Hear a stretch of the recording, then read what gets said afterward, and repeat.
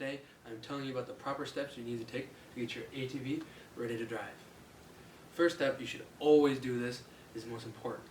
You should always go to your nearest DNR or Southwest Tech or any technical college to get your DNR certified ATV UTV license so that you're legal and ready to drive on the road. Second, you will always want to have an adult with you if you are 16 and under. If you are older than 16, you do not have to have an adult, but you still have to wear a DOT approved helmet. Next, you'll always want to know your facts. First fact you'll always want to know is if you're 13 and under, you cannot have a ATV over the size of 250 cc's, which is cubic centimeters, and that is only for safety reasons because over 250 cc's can get very fast and very hard to handle. Next, you'll always want to wear the proper safety gear. First step, you'll always want to wear your helmet. It has to be DOT approved. And the way you can tell your helmet is DOT approved is if you look in the back of the crest of the neck, there should be a big sticker that says DOT, which stands for Department of Transportation, which that means it was DOT certified for crash and impact test. Next, you always want to wear a long sleeve shirt, kind of like mine, but you will not want it baggy and loose around the sleeves or around the chest area, because you could get it caught on a branch or any other object, then it could pull you off the machine or injure you. Next, you will want to wear protective gloves that go up over your wrist, because for the same reasons you could have branches or any other type of debris come up and slice across your knuckles or hit any important veins or arteries. Next, you will always want to wear non-baggy pants, so no sweatpants, no shorts, no cargo shorts, none of that. You always want to wear tighter blue jeans, unlike mine, where it can get grabbed by debris or any other sticks, rocks, anything like that, because like your shirt, it could pull you off the machine, possibly injure you, or almost even kill you. Next, you'll always want to wear protective shoes. And I'm not talking about flip-flops. I'm talking about something like cowboy boots that go up over your ankle, work boots, for example, like Caterpillars, or muck boots that go up over your ankle and protect your main source of stability. Next, you should always check your machine over before you go out and ride. And what I do first, personally, is I always check my gas levels first, because that is almost one of your main components of getting around. First, I always check if it's half a tank or less, I normally fill up. But if it's at half a tank, a little over half tank or more, you should be good if you're not going over a 50-mile radius. Next, you should always check your oil levels, because if you don't have the proper oil level, you can seize your motor or possibly blow it up, which can result in injury of you and the machine.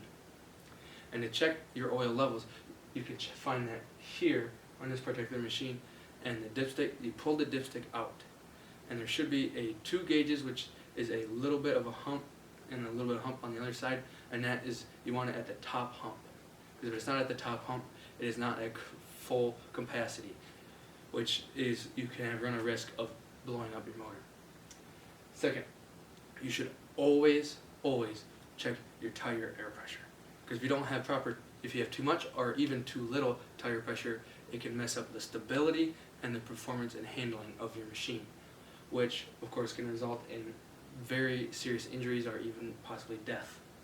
And to do that, so you'll always want to check with a tool like I have here. It's a tire pressure gauge. What you would want to do, you want to place the mouth opening on the stem valve, and you push down hard until you see the white gauge come out to about where you need it to. And the proper air pressure I always run, and the professionals say to run, is 12 psi in front and 18 psi in rear. Next, you should always check if everything is tight, loose, and lubricated. For your main points, you should always check is your lug nuts and your chain drive or your belt drive if your machine is belt drive.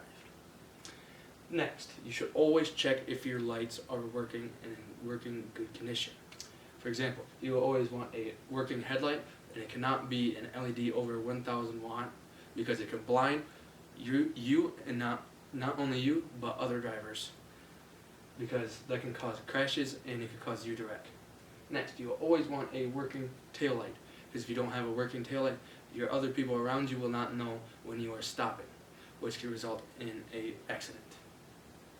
Next, you should always make sure you have extra supplies with you.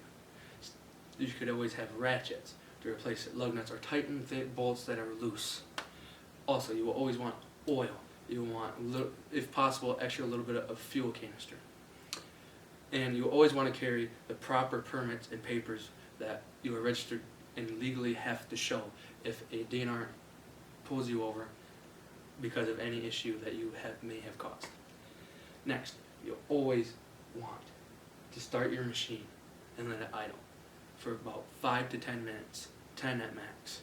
Because if without proper warm-up, your piston could rub and have irregular shape on your block wall, which is located here, and your top of your jug.